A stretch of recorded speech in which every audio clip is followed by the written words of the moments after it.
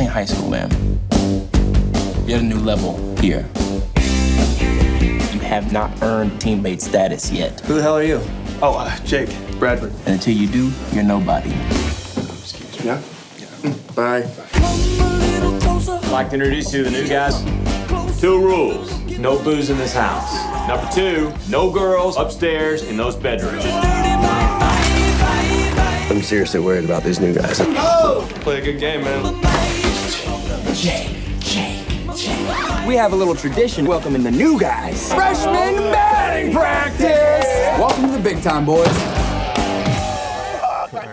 Well, I love this movie so much. I've seen it 3 times now. Oh, man. And I feel like I'm gonna go see it more times because it's one of those movies that you want to take your dad to or take your friend with you to go see it because it's fun hanging around you guys. It's like the ideal hangout movie.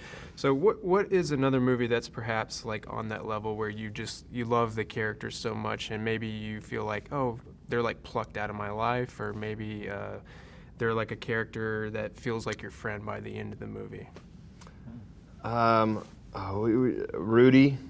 Yeah. Rudy, I love Rudy.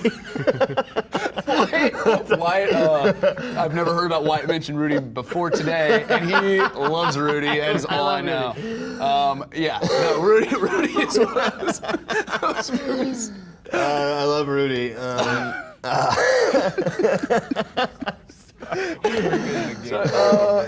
Dazed and Confused. I think that's one of the things that Rick does the best. And actually, I think most movies are plot-driven movies. Most movies that we're going to be in or fall into are motivated by plot or concept. And this movie's motivated by character. And that's why it's really cool to work with a guy like Rick, is because we got to workshop the script and we got to kind of come up with who our characters are and what their worldview is. Rudy. So, all he's thinking about this whole interview is Rudy. Sorry. Same for you?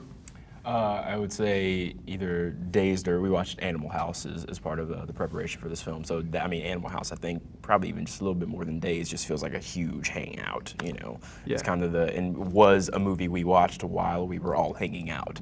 So, Right. You know. Right. Speaking of Dazed, if you could see your characters, Willoughby, Dale, and Finn, in your favorite scene from Dazed Confused, which scene would you be most interested in seeing just to see how they interact with the characters from Dazed? That's a really good That's question. a really good question. Yeah. God, that's a good question. Favorite scene Favorite scene of that Dazed? that you could see like inform your, like the process or whatever? Yeah, just to see how they do. I would have loved to see the McConaughey scene, like the all right. Well, scene. you talking about the one on the football field? That one would be cool. You would have killed that scene. You would have been great on like lying in the Because I love floor. Rudy. I love Rudy so much. Yeah, you would have been great on a football field talking about Rudy in our movie. I think that's a great scene because I think it's a very true to who your character is, like kind of a ponderer. Look up at the stars and wonder where we are in the world. Yeah. Also, just to see that scene, Yeah. and how that came together, that'd be fun. The paddling for me, I think, during that slow motion little No more Mr. Nice he's Guy. not," like, just I don't even know. I feel like I'd be one of the guys that's just laughing in the back, you know. It's like just always commenting on something. Exactly. See, it's like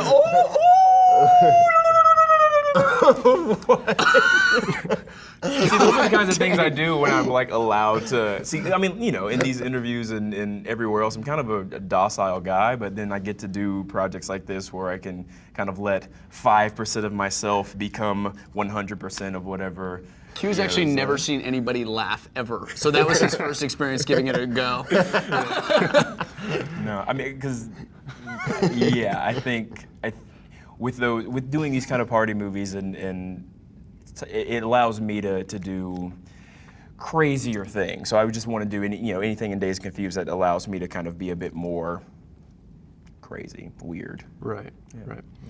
One of my favorite scenes, I think you pointed out that it was your favorite scene, the smoking circle. Yeah. So great, but I love that line about like finding out who you are between the notes. And so what's perhaps a instance in your life where you found an experience on your own? Like you weren't introduced to something, you just found it on your own. I think that everything that you do when you're a child and growing up, and everything that's informed is an experience that's given to you in some way, shape, or form. So I was a hockey player, and that was what formed me as who I am today. Gave me the backbone of who I am specifically. And when I got out of hockey, I started to realize that it wasn't hockey that was giving the things to me. It was me choosing what I took from it that was going to make me who I was. So when I was 24, it was my last year of hockey before I got injured, but it was the first year I really realized, hey, if you know what, I'm not gonna just do what they want me to do. I'm gonna do what I feel like I need to do, and that will inform my life better. And since that moment and moments before that, for me, that was sort of how I found out who I was gonna become, by taking the things that are given to you, because the world gives you everything that you need. You just need to figure out how to sift through it and decipher the things that are going to be important to you later on in life. So I think that's sort of what I was trying to mean by that. Everybody wants some. I want some too. Everybody wants some. Everybody. It's about finding out who you are. You gotta tune in, man. Do you guys want to try a little telepathic stuff? Do it. Lock in.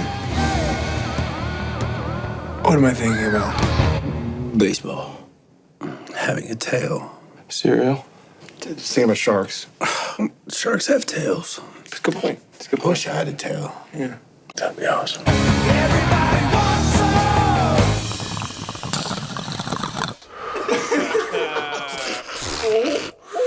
some. I'm pretty sure that is a new school record. Everybody